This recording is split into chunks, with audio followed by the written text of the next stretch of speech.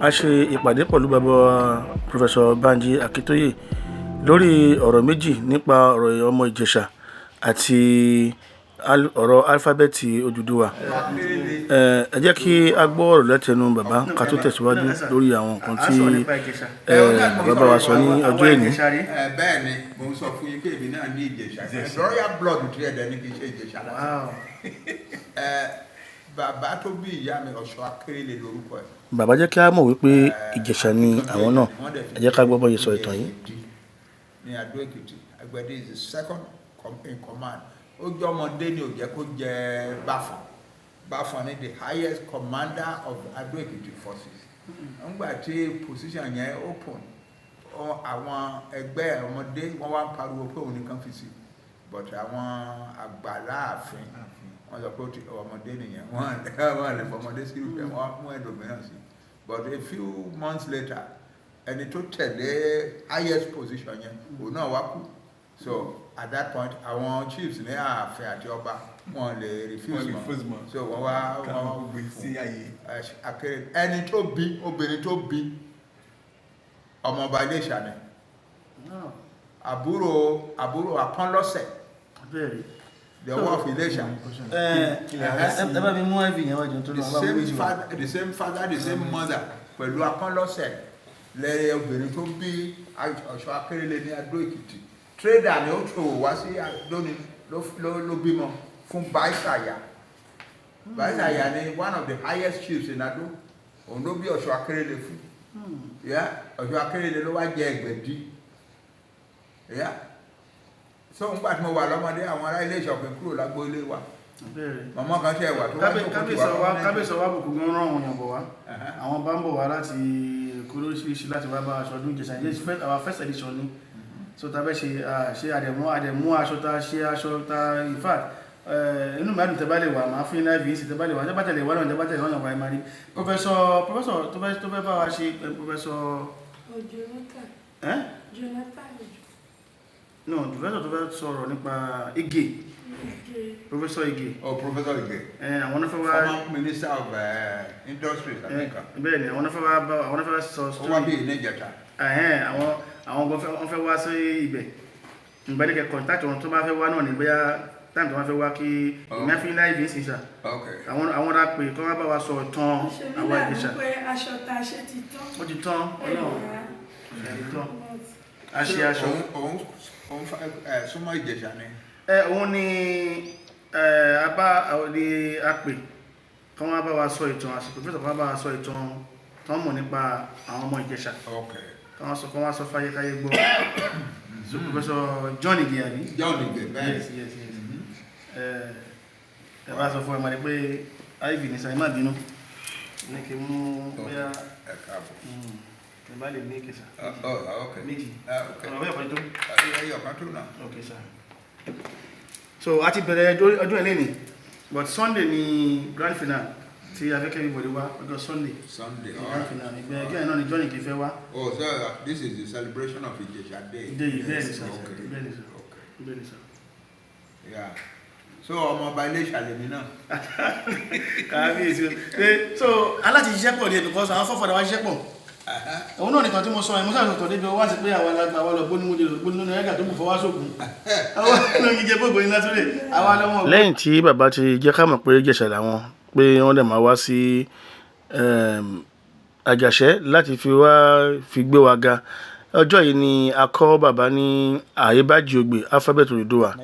Mo dẹ̀ sọ fún wọn mo ní bàbá ẹ máa kọ orúkọ ara yín láàrin ìṣẹ́jú 5. Wọ́n ní kò lè ṣeé ṣe pé àwọn tí mò ń pẹ́. Àwọn ni wọ́n jẹ́ àgbàlagbà èkejì lẹ́yìn ọba Ọlọ́yẹ ti Ọ̀yẹ́ Èkìtì. Bàbá wa Banji Akintoye àwọn náà tún jẹ́ àgbàlagbà èkejì tí wọ́n fi tọ́kọ Aebajiogbe yìí láàrin ìṣẹ́jú 5 tí a fi hàn wọ́n. Ó máa ń dàbí èèmọ̀ àbí ó máa ń dàbí nǹkan magic wípé àwọn èèyàn ṣe ń mú ọkọ̀ báyìí. Gbogbo la mọ̀ pé àwọn tó bá kọ lórí social media wa láàrin ọ̀sẹ̀ kan wọ́n máa ń mọ̀kọ́ lórí bàbá ló kọ ẹwà ń dà tí àkọ́kọ́ tó bàbá kọ̀wé ẹ̀yẹ ká tẹ̀ gbọ́dọ̀ díẹ̀.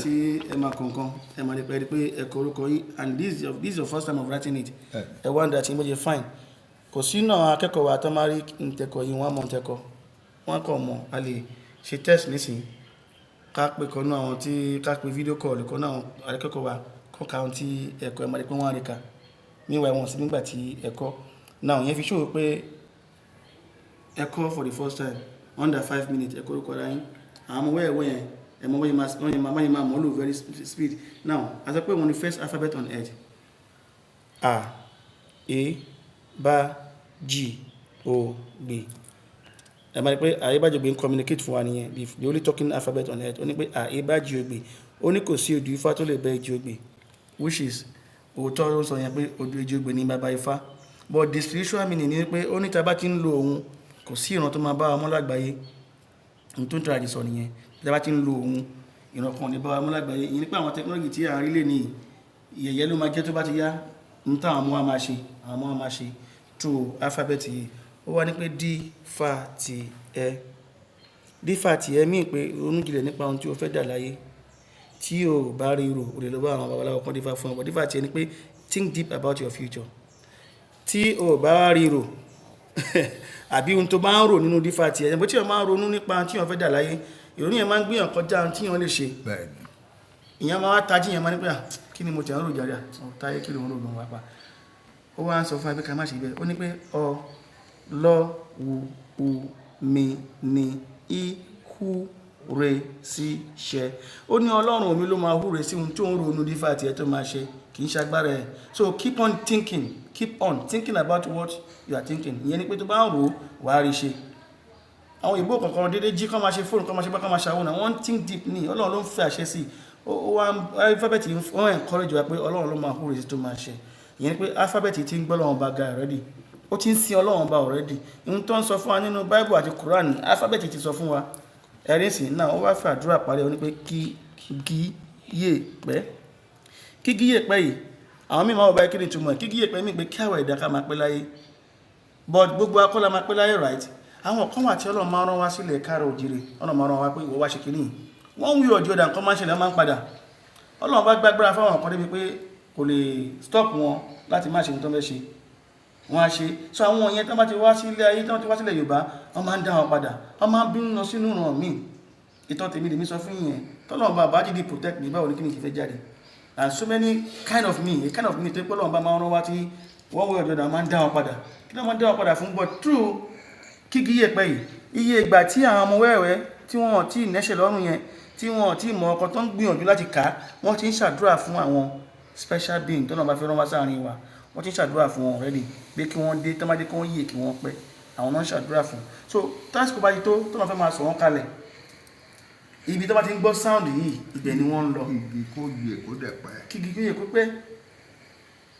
so yẹn pé kí wọ́n tí bá ti bí wọn kọ́ wá máa ṣe nǹkan mèremère tí Ọlọ́run bá fẹ́ ṣe under Aebajiogbe pé ìrànwọ́ kankan ní bá wa láyé táwọn ọmọ yẹn bá ti dé tó máa fẹ́ máa ṣe pé wọ́n dé ipò wọn bí wọn tó máa bí wọn ni mọ́ bí Jésù tán bí Ànábì tán bí ogun náà máa bí àwọn náà bọ̀ wọ́n wí ọjọ́ ọ̀dà máa rí pé wọ́n máa fẹ́ Moses gan lásán gan wọ́n fẹ́ pa láti kékeré Jesus Christ wọ́n fẹ́ pa láti kékeré Ọlọ́run bá ló dìdì protect wọn bọ̀ àwọn tó fẹ́ ṣe àwọn kinní wọ̀nyí tí wọ́n máa mú wa ju àwọn òyìnbó lọ àdúrà yìí ti dúró fún wọn already so ìdí ni ta gbọ́dọ̀ gba alphabet ìwọlé káyé káwọn ọmọ kéékèèké máa kà èmi wá encourage àwọn student ní sí pé ẹ máa ṣe àwọn èèyàn jọ kẹ́ máa kọ́ wọn ẹ má dúró de kóyìnbó ẹ má dúró de káwọn ìjọba kí wọ́n gbà ẹ máa ṣe àwọn jọ àbáwọn èèyàn náà dáadé kí ó sílẹ̀ ẹnìkan ṣáàmú wọn fún wọn ṣe wòlímọ̀ so kí ló táwa náà ni máa kọ́ àwọn èèyàn káàkiri so everywhere tó ní káàkan bá ti wà ẹ máa ṣe àwọn ọmọ ìwé jọ ẹ wá bí kékeré kan bí ṣọ́ọ̀bù àwọn tó ń ṣe lé kéwù wọn kí ní ju àyè kékeré kan lọ́dẹ̀ ń ṣe nǹkan successfully wáyé tá a lè ṣe ká má dúró ìjọba bí kan gbà wọlé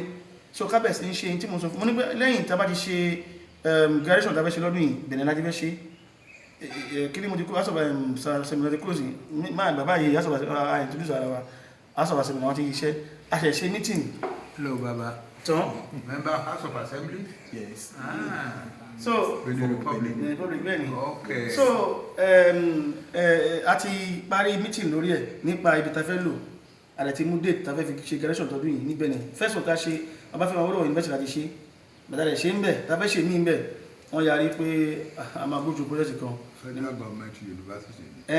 Aláwọ̀ ṣe ará àkọ́kọ́ ṣe ń bẹ̀ bàtà ará àkọ́kọ́ ṣe ń bẹ̀ afẹ́ṣe kejì ni ó di pé mo wá gbọ́ wá sí Benin so Benin láti fẹ́ ṣe ìkejì yìí nísìn so lẹ́yìn graduation yìí báyìí sí àwọn student wa ní pé gbogbo everybody kábẹ̀ ṣe ṣiṣẹ́ iṣẹ́ la gbọ́dọ̀ máa ṣe àgbọ̀ dákẹ́ ká máa ṣiṣẹ́ ká máa kọ́ àwọn èèyàn ní àdáwọ̀ wa so òun ni ohun tí mo mọ̀ pé ara nǹkan ni máa bá yín sọ lẹ́nu káwọ ọ̀nà tí a máa fi ṣe tí a fi gbé ká máa gbéga because baba this is mi ní pé ní the only way, this is part of the way tí a máa fi kó lóko ẹrú sá. Ìjọba ti mú 20% wa nílẹ̀ Yorùbá tàti ń lo alphabet tá à ń kọ́ra wa tá à ń lò ẹ máa rí pé automatically ẹ máa gbọ́ òmìnira sá. Ṣẹ́rí alphabet sá, ṣẹ́rí alphabet àti èdè ó dàbí akọ àti abo. Bá ṣe wà yìí ó dàbí pé abo wà nílẹ̀ kò sákọ.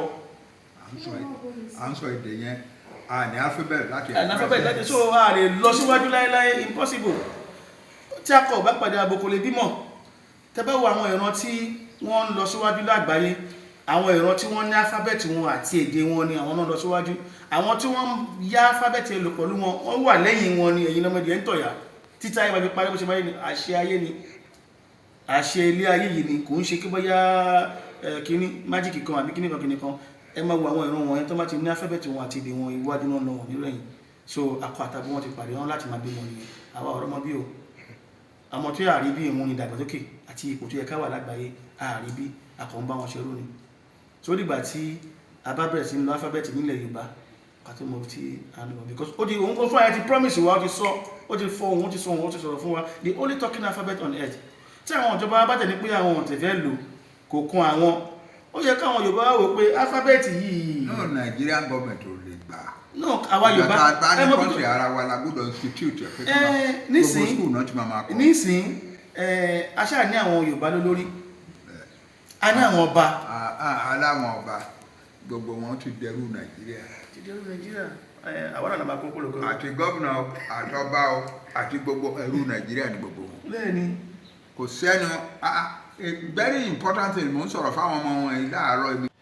Lọ́rọ̀ kan ṣá bàbá ṣèlérí láti gbé alphabet Oduduwa lárugẹ.